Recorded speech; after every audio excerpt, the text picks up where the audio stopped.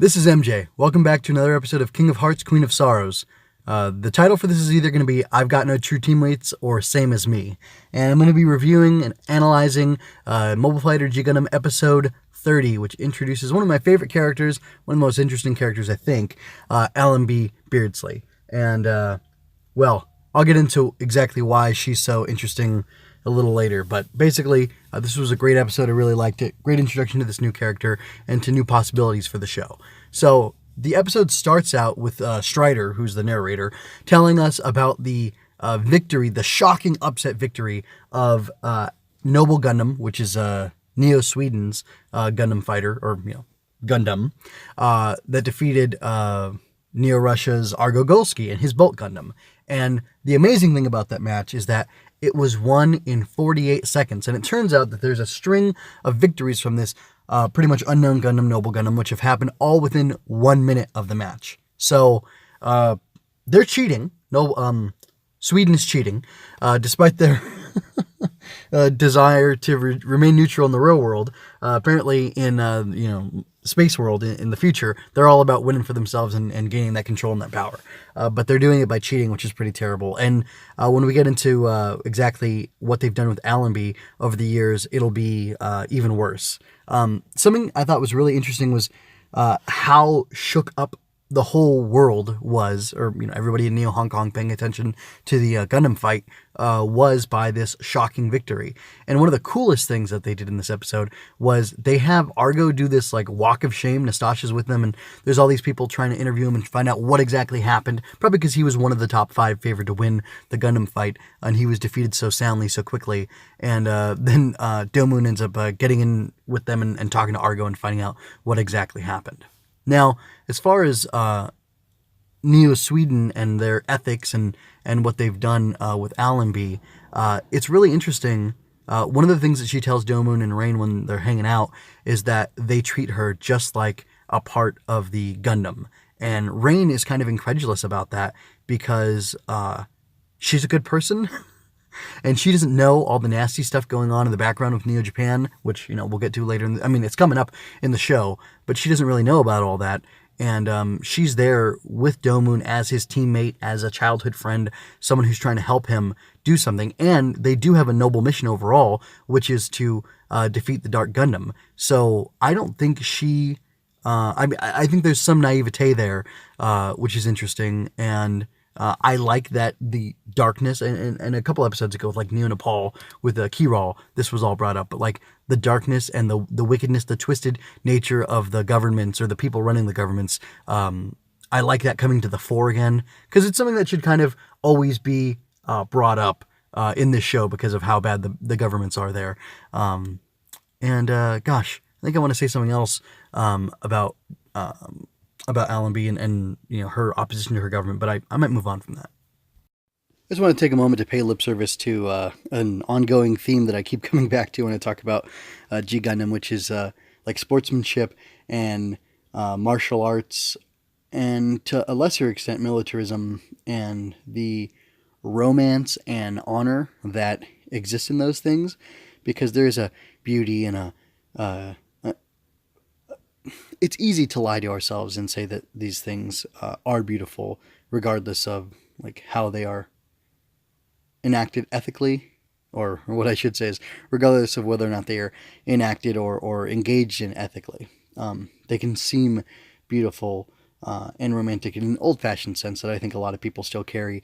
And anyway, I don't want to belabor that point. I more want to talk about how what I really liked in this episode was how quickly they were able to establish Allenby as a sympathetic character, and I'm going to go ahead and talk about that right now. Allenby was orphaned at an early age and raised within the military industrial complex, I guess you could say, of Neo Sweden, and she was trained specifically and raised specifically. I think she's only 18. She might be 20, 20 like Do-Moon and Rain, but she was pretty much taken and set aside to be a warrior for her country to gain them all this power. Do-Moon remarks that she's the same as him.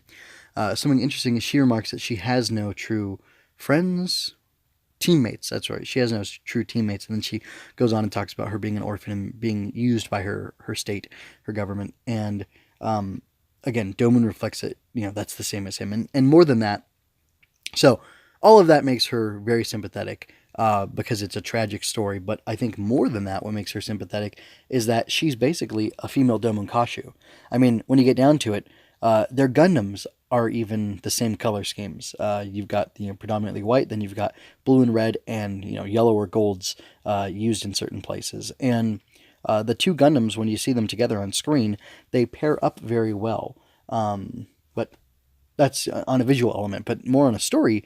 From a story perspective, the reason she's so sympathetic is because she says the government people treat her like a part of the Gundam, and that they won't even let her fight. The only enjoyment she gets out of fighting is when she's fighting in that virtual fighter thing, which is amazing. I love that that concept. I love the animation that they use there, the different style of the character design. Everything was beautiful about that. I'd love to see a Gundam show, like even based on like that sort of thing, because it's still cool, and it's kind of the same thing as using the mobile trace system and everything. Anyway, but she wants to fight with honor, and fighting Domon in that game was a thrill to her, and she loves the combat. Maybe she didn't initially, but she's an ensign, and she's been a fighter, and she's gone through the thing, and she's adapted to her surroundings, and now it's something that she does enjoy engaging in. Of course, it's best when it's fair and the kind of fight she wants to fight, and that's exactly what she has in her match with Domon. But unfortunately, they quickly mess with it, and they tell her right away, "Hey, we're going to go with Plan C," which maybe that stands for control for the control system or whatever. But they want to use the Berserker system like always, and she's telling them no. And she has that warrior or that martial artist honor, which again, it's a thing that's easy to romanticize, but it really makes her a sympathetic character, and it makes me root for her, and it makes it extra upsetting and frustrating when they engage the Berserker system against her will. Something else very effective is how the Berserker system affects the look of her Gundam and how it affects Allenby. What I really like is that it's reminiscent of Domon when he was enraged fighting the Dark Gundam in the Master Asia in the Gana Highlands. His eyes went all red, and he kind of went into a Berserker mode. And honestly, he had been using his super mode in kind of a Berserker state beforehand, and he's past that. So it's nice that we get to see her kind of echoing or following in Domon's footsteps, and it's instant, really relatable. We understand exactly what's going on with her, even though there's a different spin on it, an extra dimension on it.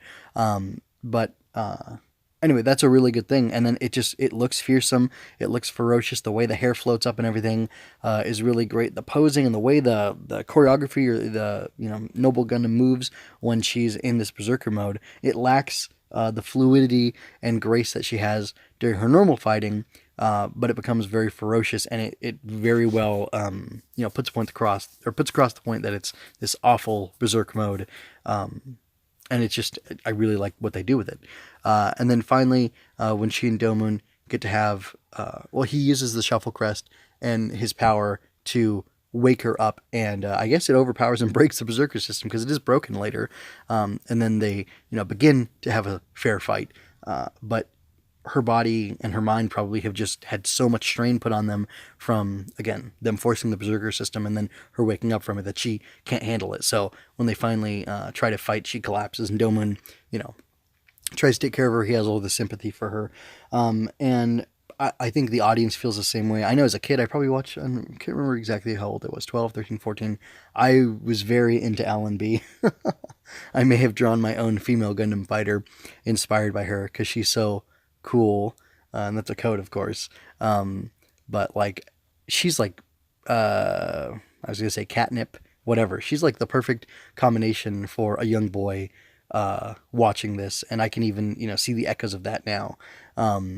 Of her being an alluring, I don't even mean alluring, just like an attractive character. She's a good, fun character. She's honorable. She's sweet. She's nice. She's a little silly. She's bright and bubbly, like all the good things you want. And then she has like this tragic dimension added onto her. So like the way she's handled, she could be a Shuffle Alliance member. And I'm not saying because of what a combatant she is. I mean the amount of work that has been put into her character. It's more than Hoi and Ming and the old man have. It's almost equal to what Rain and the rest of the Shuffle Alliance have, and even like the other crews don't even have this much attention or not care, because they have care, but like they don't have this emphasis put on them. And I like how she is in this, and I'm excited to see again the rest of how she involves herself in the rest of the story, because it's going to be good, and I remember that. Anyway, what do you think about LMB? Is she a better match for Domon than Rain is? I'd love to hear people's feedback on that. Anyway, if you like what I'm doing, you can check out more of my work at mjmunoz.com. You can check out the playlist where I have the rest of King of Hearts, Queen of Sorrows, and other playlists where I'm talking about lots of other cool stuff. And yeah, that's pretty much all I have to say. If you really like what I do and you want to support me, you can go to coffee.com/mjmunoz to do that, and that would be much appreciated. Anyway, I thank you for taking the time to listen to this. Now remember to go out there and grasp happiness.